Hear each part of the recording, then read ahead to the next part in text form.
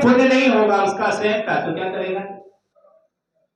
तो कार्य की सिद्धि नहीं होगी। उसका भी अपना इतना पुण्य चाहिए कि महाराज के आशीर्वाद से उसका काम हो जाना चाहिए। महाराज भी आशीर्वाद में उसका पुण्य नहीं होगा तो कुछ नहीं होगा। महाराज के मिलने से क्या होगा? तीर्थंकर के मिलने से कल्याण हो जाता है, लेकिन सामने वाले का पुण्य ना हो तो तीर्थंकर भी क्यों नहीं मिलेंगे, तो भी क्या होगा?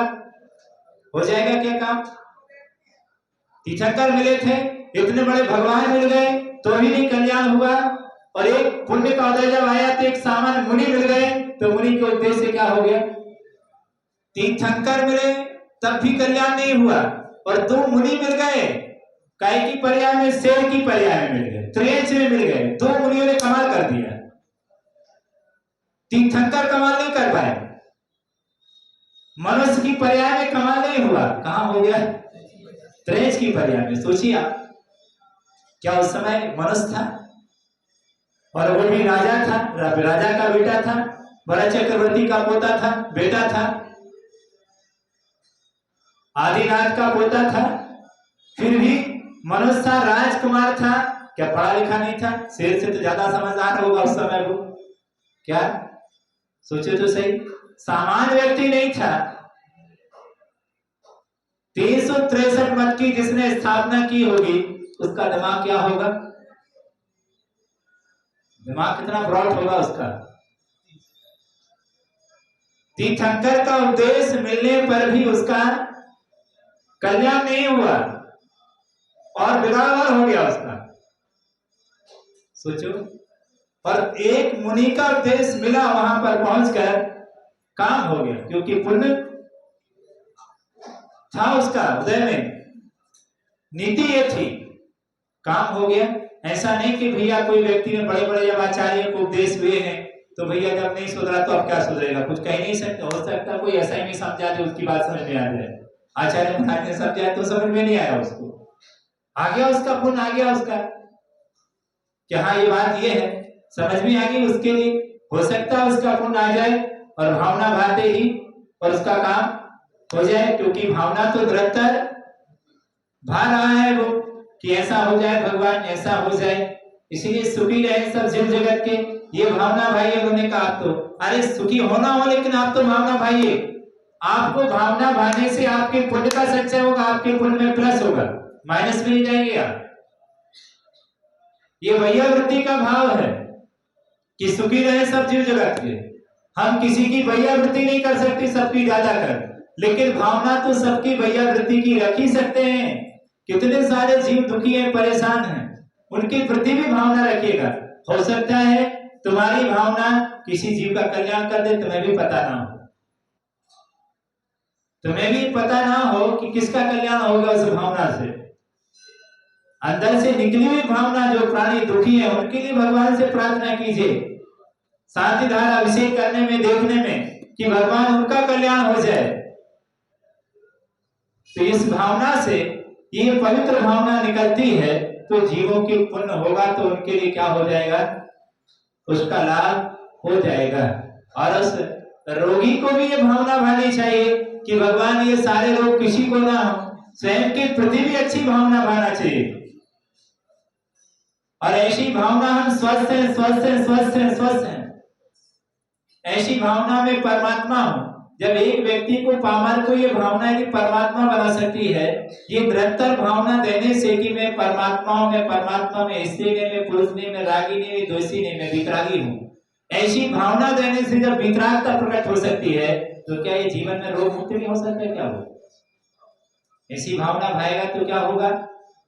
रोग से भी उसे मुक्ति मिलेगी, और हमेशा कहेगा कि मैं तो रोगी हूँ, रोगी हूँ, रोगी हूँ, रोगी हूँ, भर जाएगा, जिंदा रह नहीं पाएगा वो, क्योंकि उसने स्वीकार ही कर लिया कि मैं रोगी हूँ। ये दृष्टि आ गई उसके अंदर, मैं गिर जाऊंगा, मैं गिर जाऊंगा, मैं चल नहीं सकता, मैं उठ नहीं सकता, मैं बैठ नहीं सकता। ये भावना यदि उसके अंदर आ जाए तो कोई भी दुनिया का डॉक्टर उसे खड़ा नहीं कर सकता है, क्योंकि उसके दिमाग में ये चीज क्या हो चुकी है? फिलिप हो चुकी है कि अब मैं स्वस्थ नहीं हो सकता। नकारात्मक सोच से हम अपने आप को बाहर निकालें और हमेशा यही भावना रखें कि हम कर सकते हैं, हमारे द्वारा ये कार्य हो सकता है। तो इस तरह से हमारे मन को शुद्ध रखने के लिए उन्होंने कहा कि ऐसी भावना, ऐसे विचार हमारे अंदर हों कि हम उन विचारों से भी किसी की वैयावृत्ति कर सकते हैं। किसी की वैयावृत्ति करने के लिए जरूरी नहीं किसी के घर जाकर ही वैयावृत्ति की जाए, किसी को दवा देकर ही वैयावृत्ति की जाए। भावना से भी वैयावृत्ति की जाती है। भावना तो कम से कम वैयावृत्ति सेवा की होनी ही चाहिए। हमें कम से कम पुण्य का संचय तो होगा। यदि ऐसा नहीं होता है तो ये कृष्ण वेश्या का प्रतीक है, अशुभ वेश्याओं का प्रतीक है, कषाय की तीव्रता का प्रतीक है। ये हमारी गति अच्छी नहीं होगी, इस बात को संकेत कर रहा है। तो ऐसी भावनाएं हम यदि भाते हैं तो हमारे लिए बहुत पुण्य का संचय होता है और उसके साथ साथ दूसरे जीवों को भी इससे क्या होगा, लाभ होगा और हमें पुण्य शुभ आश्रय होगा और हमें इस प्रकार के कर्म से हमारी रक्षा होगी। इस प्रकार की सोच, इस प्रकार की कसायों से बचने के लिए उन्होंने हमारे लिए इस प्रकार का उपदेश दिया है कि कम से कम हम इस भावना से तो अपने आप को बचाने की कोशिश करें और दूसरे को भी बचने की कोशिश करें। सोच तो कम से कम अच्छी रखिए, सामने वाले के प्रति भी और अपने प्रति भी, दोनों के प्रति जब सोच अच्छी होगी तो हमारे परिणाम अपने आप क्या हो जाएंगे, अच्छे हो जाएंगे। वरना कलुषता होने से, कषाय की तीव्रता होने से हम कहीं भी रहेंगे वहां पर हमारे परिणाम कलुषित ही रहेंगे और कलुषित परिणामों में धर्म टिकता नहीं है। धर्म को रखने के लिए परिणामों की निर्मलता तो चाहिए ही चाहिए। व्रत नियम संयम तभी पलेंगे वो जब परिणामों में निर्मलता होगी। कलुषता होगी तो उनकी रक्षा करना बहुत मुश्किल है, वो बोझ हो जाएंगे नियम संयम। कोई हमारे घर पर आया है, यदि आया हो और उसके प्रति हमारी कलुषता हो परिणामों में, तो कैसा लगेगा वो व्यक्ति, उसको झेलना बहुत मुश्किल होगा। भले 1 घंटे हमारे घर पर रुका हो, लेकिन 1 घंटे एक दिन जैसा गुजरेगा। क्यों? कि हम उसको चाहते नहीं। वो आए हमारे घर पर, हम तो उसको फूटी आग भी नहीं देखना चाहते और वो घर पे आ गया है और उसको झेलना हमारे लिए क्या होगा, बहुत मुश्किल होगा। क्योंकि उसके प्रति हमारा नजरिया ठीक नहीं है और जिसके प्रति हमारा नजरिया अच्छा हो, राग हो, वो दिन क्या महीना भर भी रह जाता है तब भी हमें लगता है 2 दिन तो रुका ही है। क्यों? भारी क्यों नहीं लगा? वो 1 घंटा के लिए भारी हो गया आपके लिए और 1 महीना तक भी आपको भारी नहीं हुआ, क्योंकि इसके प्रति नजरिया अलग है और उसके प्रति नजरिया अलग था। इसलिए ये समस्या बन गई कि मानसिकता अलग है उसके प्रति। पॉजिटिव मानसिकता नहीं होने से वो व्यक्ति भारी लगा। इसी प्रकार संयम, नियम संयम, यदि उनके प्रति आपका नजरिया सकारात्मक नहीं होगा तो ये आपके लिए बोझ हो जाएंगे। ये सब चीजें कहां से नियम ले लिया था, महाराज ने दे दिया था और हमने ले लिया था, अब काहे को पूजा का नियम ले लिया, कौन पालेगा। भले मंदिर आ रहे हैं लेकिन हजारों विकल्प हो रहे हैं। क्यों हो रहे हैं? क्योंकि उसके प्रति नजरिया ठीक नहीं होने से मंदिर घर से दूर दिखता है। अब कौन जाएगा, अब कितनी देरी हो गई, अब कितने मिनट और हो गए, बहुत सारी बातें जो हमारे दिमाग में आएंगी। पास होकर भी दूर दिखता है और यदि इसके प्रति पॉजिटिव सोच आ जाए तो दूर होकर भी मंदिर क्या है, पास है। कठिन होकर भी सरल है। फिर हमें नियम संयम किसी भी प्रकार के कोई विकल्प नहीं होगा, हमें उत्साह आएगा उसके पालन करने में। बाहर की कोई भी वस्तु सुख दुख का कारण नहीं है, उसके प्रति जो हमारी विचारधारा होती है वही सुख दुख का कारण बन जाती है।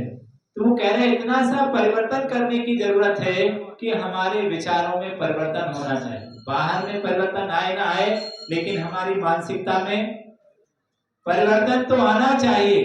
हम उसी मानसिकता के साथ, गंदी मानसिकता के साथ जीवन जीना ठीक नहीं है। बाहर का वातावरण अच्छा भी और अंदर की में गंदगी है तो स्वाद तो उसी का आएगा जो अंदर होगा। बाहर में आने से क्या होगा? कोई यदि मान लीजिए प्याज खा के आया है और हाथ में रसगुल्ला रखे हुए, स्वाद डकार किसकी आ रही है? रसगुल्ला की क्यों नहीं आ रही? क्योंकि जो खा के आए होगे उसी की क्या आएगी? डकार तो उसी की आना है। रसगुल्ला हाथ में लेने से, जलेबी लेने से जलेबी का स्वाद नहीं आ जाएगा आपके लिए। इसी तरह जो मानसिकता है, हम कहीं भी जाएं वही मानसिकता आपके क्या होगी? विचारों में, बाहर में अभिव्यक्ति होगी। शहर में भी आप रहेंगे, गांव वाला व्यक्ति शहर में भी चला जाए तो क्या रहेगा? वो अलग से देख लो कि गांव का आदमी है। क्यों? क्योंकि संस्कार क्या है? गांव में आ गए तो क्या हो गया? संस्कार थोड़ी छोड़ गए। संस्कार तो क्या है? वही ये बैठे हुए संस्कार हैं। तो हमारे जो संस्कार हैं जो बैठ जाते हैं, उन संस्कारों को हम बदल नहीं पाते हैं। राग के, द्वेष के संस्कार, लड़ने के, झगड़ने के संस्कार, हम जहां जाएंगे अच्छे स्थान पर जाएंगे तो क्या हो गया? अच्छे स्थान पर जाने से हम भले अच्छे स्थान पर चले गए लेकिन संस्कार तो पुराने लेके गए वहां पर, तो क्या होगा? बोले अच्छा लग रहा है, याद कहाँ की आ रही है? याद कहाँ की आ रही है? समय शिखर पर बैठकर भी याद किसकी आएगी? पार्श्वनाथ की या घर की? तो संस्कार क्या है? संस्कार में जो भरा हुआ है वही हमें, वही घर के रागी द्वेषी, वही वो फलानी ने ऐसी के दिन की जिज्जी खराब है, उनका भैया खराब है, और सब इसे करके वरना कर रहे हैं। तो फिर हम जहां गए वहां पर ही राग द्वेष का वातावरण तैयार कर दिया। वीतराग भगवान के श्री चरणों में बैठकर भी पंचायत कहाँ की शुरू हो गई? घरों की। क्योंकि हम 24 घंटे उसी में ही पके हुए हैं। अब ये संस्कार होने से, भले मंदिर एक पवित्र स्थान है, भगवान भी सामने, जिंदगी भी बहुत पवित्र स्थान है, लेकिन संस्कार ये होने से वो डकार उसी की आ रही है जो जीवन में। सामने भगवान है तो क्या हुआ? मां जिनवाणी हाथ में तो क्या हुआ? मन कहां गया है? मन तो वही गया है, क्योंकि संस्कार उसके ही हैं। तो वो कह रहे हैं बदलने के लिए कि ऐसे संस्कारों को तो बदल दो कम से कम, और हम ऐसी कोशिश करेंगे तो वो संस्कार क्या होंगे? धीरे धीरे बदलेंगे। पर हम उन संस्कारों को बदलने की कोशिश नहीं करते हैं।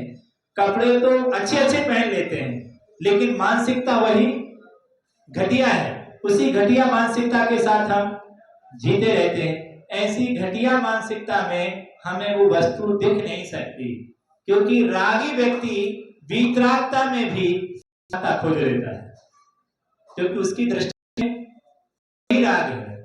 एक कथा चल रही थी, एक कथा चलते चलते वहां पंडित जी ने सोचा कि सारे लोग जो है, वहां एक अम्मा बैठी थी और अम्मा की आंखों में आंसू आ गए। उसने, पंडित जी ने बाद में सभा समाप्त हुई, पूछा अम्मा बहुत रही थी, क्या बात है? उन्हें लगा कि पूरी कथा लगता है कि अम्मा को ही दिल में क्या है, सबसे अच्छे से सुनी होगी तो इसी अम्मा ने सुनी होगी। जब पूछा पंडित जी ने कि ये तो बताओ रोने का कारण क्या था, कितने अच्छे से तुमने कथा सुनी? अरे उस अम्मा ने कहा, अरे पंडित जी बात कुछ और ही थी, कथा तो हमें को समझ में आती नहीं है। तो क्या समझ में आया? बोले बात ये थी, आप जब बोल रहे थे आपकी दाढ़ी थी, दाढ़ी हिल रही थी, बहुत बढ़िया। एक मेरा था वो मर गया 4 दिन पहले, उसकी दाढ़ी आप ही जैसी थी, उसको याद कर करके मैं क्या हो रही थी? रो रही थी। जब वो बोल तो आप ही जैसा था। तब क्या था? क्या देखा उसने? उस वितरागता में भी, उस कथा में भी वितरागता खोज सकती थी, लेकिन क्या खोजा उसने? शराब। पाप का आश्रय कैसे होगा? ऐसे पाप का आश्रय होगा। उसमें जाकर के राग खोज लिया उसने, और उसको याद करके क्या करने लगी? रोने लगी। ऐसे ही संसारिक प्राणी है, वितरागता के आयत खोज लेता है, उन आयतनों में जाकर भी राग की पातल बिछा लेता है, उसी द्वेष करने लगता है कि मेरी ये दीवार हमारा, ये मंदिर हमारा, ये भगवान तुम्हारे, ये वेदी तुम्हारी, ये महाराज तुम्हारे, वो महाराज हमारे। ऐसा करके राग द्वेष का आश्रय कैसे होगा? तो ऐसे राग की चक्की, कर्म की चक्की शुरू हो गई, जारी हो गई। मंदिर में भी है तब भी कर्म का क्या कर रहा है? आश्रय कर रहा है। माने उस मंदिर में बैठ भगवान को देख करके वह अपने प्रणामों को कर सकता है, लेकिन कह रहा है विराजमान किसने किए थे? जो उनकी बेटियां है उनको याद करके प्रणामों में निंदा। वो बड़े पैसा वाले हो गए, बड़े भगवान वाले। कौन ने बनाई थी? बेटी ने बनाई थी, इन्हें बनाई थी। हजारों प्रकार के राग द्वेष की बातें करने लगा। भगवान की वितरागता को देख करके उसे आत्म कल्याण की भावना भाना चाहिए, तो ये ना देख करके राग की बात करने लगा। मैंने उस मंदिर को ये दिया है, मैं बैठता हूँ यहाँ, तुम बैठते हो, तुम क्यों बैठ रहे हो, मैं क्यों नहीं बैठ सकता? ये तमाम बातें करके राग द्वेष की बात करके उसे पुण्य का अर्जन करना चाहिए था, ऐसा उपयोग करना चाहिए था उस जिनालय का। उस जिनालय का उसने पाप में उपयोग कर लिया, पाप आश्रम करता रहा। जिन जिनालयों से असंख्यात बड़ी गजरा होती, उन्हीं जिनालयों में पक्षपात करके क्या कर सकता था? उन जिनालयों की वंदना करके देवायु का आश्रय कर सकता था। वो कभी ये मंदिर में पूजा करता है, कभी इस मंदिर में पूजा करता है, कभी इस मंदिर में भगवान की आराधना करता है, इस मंदिर में आराधना करता है। उन्हीं मंदिरों में इतना झगड़ता रहा कि मर करके वो मंदिर अभिशाप हो गए उसके लिए। जबकि मंदिर वरदान होना चाहिए उसके लिए, वो भगवान वरदान होना चाहिए थे उसके लिए वेदी पर। तो ये मेरा भगवान, ये तुम्हारा भगवान, ये हमने विराजमान किए थे, तुमने विराजमान किए थे, इसलिए हमारे का नहीं होगा, तुम्हारे का नहीं होगा, तुम्हारे हमारे का नहीं होगा। इसी में पूरी जिंदगी क्या करता रहा? ये तेरा और मेरा। अरे तस्वीर अलग अलग थी, भगवान तो एक ही था, लेकिन राग द्वेष करके पाप का आश्रय करके डरक चला गया। ये महाराज जी तुम्हारे, वो महाराज हमारे, आचार्य तुम्हारे, वो हमारे, ऐसे राग द्वेष करके। क्योंकि कहां से राग द्वेष का निमित्त मिलता उसके लिए? करना तो उसे राग द्वेष ही था। तो जो देवायु के आश्रय के कारण, वितरागता के आश्रय के कारण थे, उसके लिए सनागी ने नरक आयु के आश्रय का कारण बनाया। और कहां चला गया? किसने भेज दिया? भगवान ने नहीं भेजा,